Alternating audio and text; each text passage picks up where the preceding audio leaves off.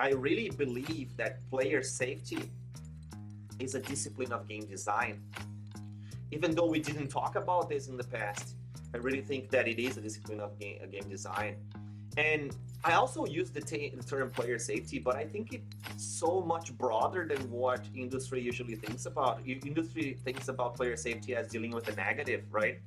I think about player safety as an integral part of a thriving community. So it's more than just designing systems to deal with the negative. It's also about social features. It's about the dynamics between the players. I envelop it inside the term player safety because of course that's like my title and my world. But the only way that as a player safety team we can do more than block the negative stuff is we need to deeply understand the game and players so we can sit at the table with the game teams when they are designing new social features, designing new multiplayer experiences.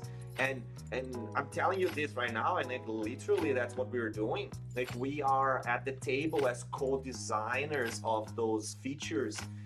There are cases where we actually do part of the development because it's a very rare situation that we have in Minecraft, and I don't take it for granted that we have engineers dedicated to safety. And that's Like, so. I wish there were more companies like that. And I was so blessed at Riot to get to work with the player dynamics team. And I know West Harton is very active on the Thriving in Games group because there were also player dynamics engineers there putting in work. And so you see a couple of the companies who have kind of been vanguards within the Thriving in Games group stepping up and saying like, hey, this is an investment space. But then I've also been at places where it is largely just responding to the negative, and it breaks my heart sometimes because I think it's when you let it get to the point when it's all responding to the negative, people just kind of want to leave it there. They don't see the potential positive if you can get the community going in the right way. Yes, and then we are selling ourselves short as well as game developers and player safety professionals because we are talking about something in the big picture is a small part of communities. Like people can say all sorts of things, like when we look at the internet, we can say there's a lot of negative things that happen on the internet.